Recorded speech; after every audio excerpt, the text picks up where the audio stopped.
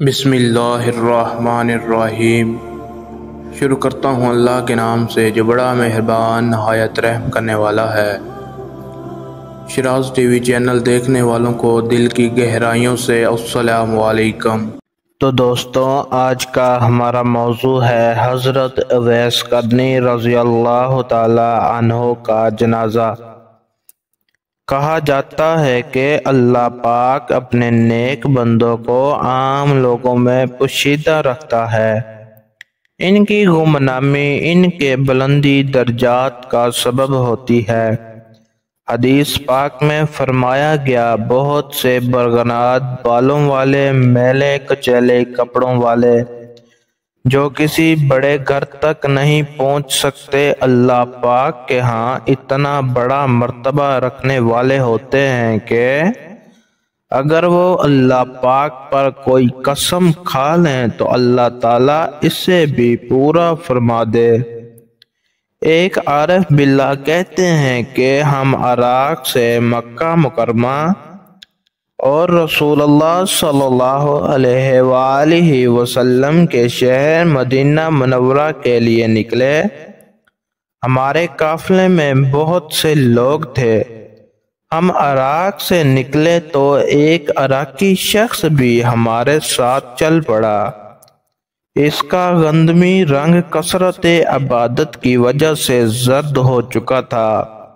اس نے پیوند زدہ ایک پرانا لباس پہنا ہوا تھا۔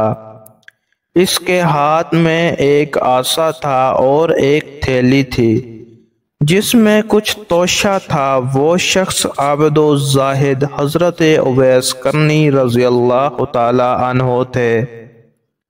قافلے والوں نے انہیں اجنبی جانتے ہوئے کہا، ہمارا گمان ہے کہ تم ایک غلام ہو۔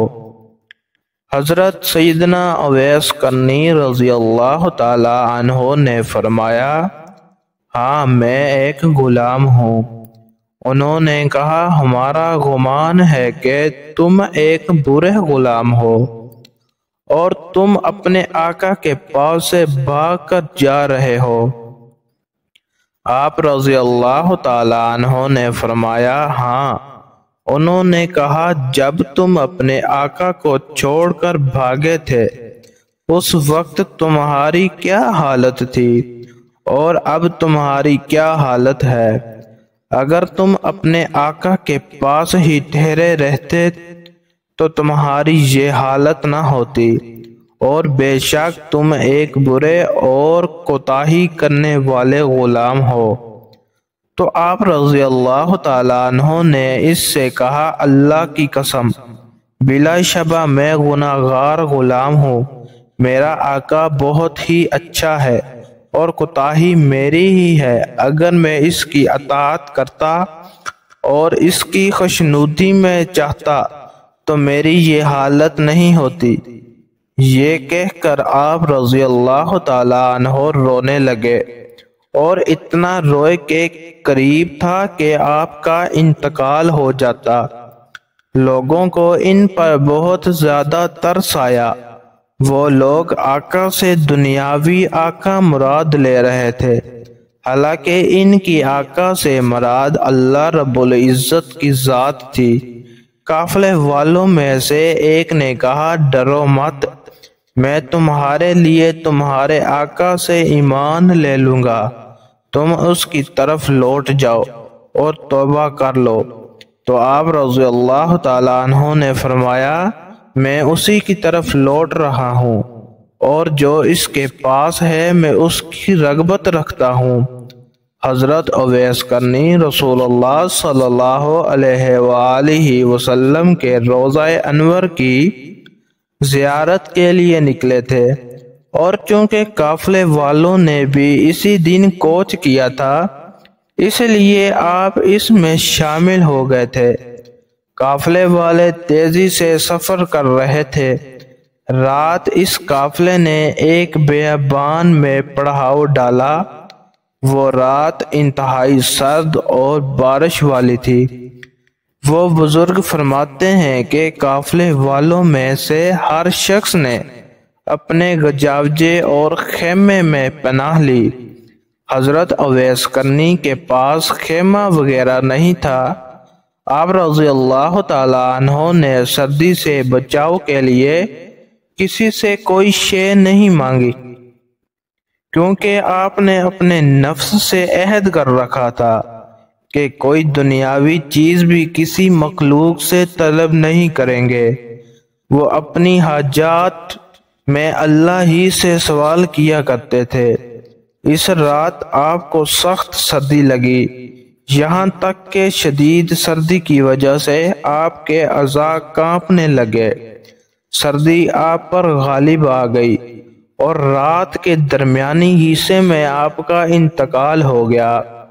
اور جب صبح ہوئی اور قافلے والوں نے کوچ کا ارادہ کیا تو آپ کو پکارا، اے شخص اٹھو، لوگ کوچ کر رہے ہیں۔ آپ نے کوئی جواب نہ دیا تو ایک شخص آپ کے قریب آیا۔ اس نے آپ کو جھنجھوڑا تو دیکھا کہ آپ کا انتقال ہو چکا ہے۔ اس شخص نے قافلے والوں کو پکار کر کہا، قافلے والوں، وہ غلام جو اپنے آقا سے بھاگا ہوا تھا، اس کا انتقال ہو گیا ہے اور ہمیں اسے دفن کیے بغیر سفر نہیں کرنا چاہیے۔ قافلے والوں نے کہا، اس کے کفن دفن کی صورت کیسے ہوگی؟ قافلے میں موجود ایک نیک شخص تھا۔ یہ غلام توبہ کر چکا تھا، اپنے آقا کی طرف لوٹنے کا ارادہ رکھتا تھا اور یہ اپنے کیے پر نادم تھا، اور ہمیں امید ہے کہ اللہ عز و جل اس کے ذریعے ہمیں نفع پہنچائے گا، کیونکہ اس کی توبہ قبول ہو چکی ہے۔ اور اگر ہم اسے دفن کیے بغیر چل پڑے تو کہیں ہم سے اس کے بارے میں سوال کیا جائے تو تمہارے لیے اس کے سوا کوئی چارہ نہیں کہ اس لیے قبر کھودنے اور اسے اس قبر میں دفن کرنے تک صبر کر لو۔ لوگوں نے کہا، ہاں، اس جگہ پانی موجود نہیں ہے۔ اس نے کہا، کسی جاننے والے سے پوچھ لو۔ چنانچہ لوگوں نے ایک شخص سے پوچھا تو اس نے بتایا کہ پانی یہاں سے 1 گھنٹے کی مسافت پر ملے گا۔ تم میرے ساتھ کسی آدمی کو بھیج دو، میں تمہیں پانی لا دوں گا۔ اس شخص نے قافلے والوں میں سے ایک کو اپنے ساتھ لیا اور ڈول اٹھایا اور دونوں پانی لینے چل پڑے۔ ابھی وہ کچھ ہی دور ہی چلے تھے کہ سامنے پانی کی ایک چھوٹی سی نہر نظر آئی۔ اس نے کہا، بڑا عجیب معاملہ ہے، میں نے پہلے کبھی اس نہر کو نہیں دیکھا۔ یہ تو وہ جگہ ہے جہاں پانی ملتا ہی نہیں اور نہ ہی کسی قریب جگہ میں پانی ملتا ہے۔ بہرحال وہ شخص قافلے کی طرف لوٹا اور قافلے والوں سے کہنے لگا، تمہاری مشقت ٹل گئی، لکڑیاں جمع کرو۔ تو انہوں نے پانی گرم کرنے کے لیے لکڑیاں جمع کر لی۔ پھر جب پانی لینے کے لیے نہر پر آئے تو دیکھا کہ نہر کا پانی گرم تھا۔ اس کے تعجب میں مزید اضافہ ہوا۔ یہ معاملہ دیکھ کر شرکائے قافلہ حضرت اویس کرنی سے مرعوب کیے اور کہنے لگے، بے شک یہ شخص بڑی عظمت والا ہے۔ پھر ان لوگوں نے آپ کے لیے قبر کھودنا شروع کی تو مٹی کی جاگ زیادہ سے زیادہ نرم پائی اور زمین میں سے خوشبوئیں آ رہی تھی۔ قافلے والوں نے دنیا میں اس سے زیادہ پاکیزہ خوشبو نہ سونگھی تھی۔ ان کے دلوں میں حضرت اویس کرنی کا رعب و وقار بڑھ گیا۔ آپ کی قبر کی مٹی دیکھنے میں عام مٹی کی طرح تھی، لیکن سونگھنے پر اس میں سے مشک کی خوشبو آ رہی تھی۔ ان لوگوں نے آپ کے لیے ایک خیمہ نصب کیا اور آپ کے جسم کو اس میں منتقل رکھ دیا اور آپ کے کفن کے معاملے میں بحث کرنے لگے۔ ایک شخص نے کہا کہ میں ان کے کفن دوں گا اور دوسرے نے کہا میں دوں گا۔ پھر جب ان سب کی رائے اس بات پر متفق ہو گئی ہر شخص کفن کے لیے ایک ایک کپڑا دے، پھر ان لوگوں نے کاغذ اور قلم لیا اور آپ کا حلیہ اور صافت لکھنے لگے اور آپس میں کہنے لگے انشاءاللہ ہم مدینے پہنچیں گے تو شاید وہاں ہمیں اس کا کوئی نہ کوئی مل جائے۔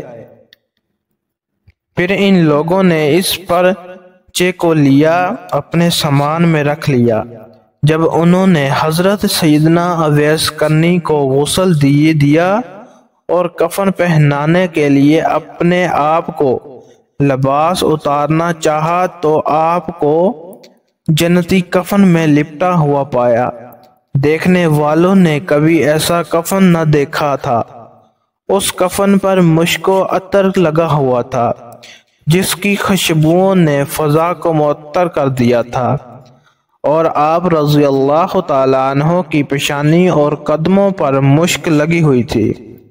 یہ دیکھ کر لوگ کہنے لگے لا حول ولا قوت الا باللہ العلی العظیم، یعنی گناہوں سے بچنے کی توفیق اور نیکی کرنے کی طاقت اللہ ہی دیتا ہے جو بلند و بالا اور عظمت والا ہے۔ اللہ تعالیٰ نے انہیں کفن پہنا دیا اور بندوں کی کفن سے بے نیاز کر دیا۔ ہم اللہ تعالیٰ سے امید رکھتے ہیں کہ وہ اپنے اس نیک بندے کے صدقے ہمیں جنت عطا فرمائے گا اور ہم پر رحم فرمائے گا۔ قافلے والوں کو حضرت اویس قرنی کو اس سخت سرد رات میں تنہا چھوڑ دینے پر سخت ندامت تھی۔ ان لوگوں نے آپ کو دفن کرنے کے لیے اٹھایا اور نماز جنازہ ادا کرنے کے لیے ایک ہموار جگہ پر رکھا۔ جب ان لوگوں نے تکبیر کہی تو آسمان سے زمین تک، مشرق سے مغرب تک تکبیریں کہنے کی آوازیں سنائی دی۔ ان کے کلیجے دہل گئے اور آنکھیں پھٹی کی پھٹی رہ گئیں اور اپنے کانوں سے سنی جانے والی آوازوں سے مرعوب ہوئے اور شدید گھبراہٹ کی وجہ سے یہ نہ سمجھ پائے کہ نماز جنازہ کس طرح ادا کی جائے۔ پھر جب انہیں قبر کی طرف لے جانے کا ارادہ کیا تو اٹھاتے وقت انہیں یوں محسوس ہوا کہ حضرت سیدنا اویس قرنی رضی اللہ تعالیٰ عنہ کا جسم کسی اور مخلوق نے اٹھا رکھا ہے، اور آپ کا وزن کندھوں پر بالکل محسوس نہیں ہوا۔ آپ کو دفن کرنے کے لیے قبر کی طرف لائے اور آپ کو دفنا دیا۔ قافلے والے حضرت سیدنا اویس قرنی رضی اللہ تعالیٰ عنہ کے بارے میں حیران و پریشان تھے۔ اسی حالت میں انہوں نے سفر شروع کیا۔ واپس پلٹ کر لوٹے تو کوفہ کی مسجد میں آئے اور لوگوں کو آپ کا واقعہ سنایا اور وہاں حالیہ بیان کیا۔ تو حالیہ بیان کرتے ہوئے لوگوں نے آپ کو پہچان لیا۔ مسجد میں رونے کی آوازیں بلند ہوئیں، اور اگر آپ کے وصال کے بعد آپ کی کرامات ظاہر نہ ہوتی تو حضرت سیدنا اویس قرنی رضی اللہ تعالی عنہ کے انتقال کی خبر کسی کو نہ ہوتی، اور نہ ہی آپ رضی اللہ تعالی عنہ کے قبر انور کا علم ہو پاتا۔ آپ رضی اللہ تعالی عنہ لوگوں سے پوچھتا رہا کرتے تھے۔ تو کیسی لگی ہماری ویڈیو کمنٹس کر کے لازمی بتائیں، اور ویڈیو کے آخر میں آپ سے گزارش ہے اگر آپ نے Shiraz T V YouTube channel ابھی تک سبسکرائب نہیں کیا تو لازمی سبسکرائب کر لیں۔ جزاک اللہ۔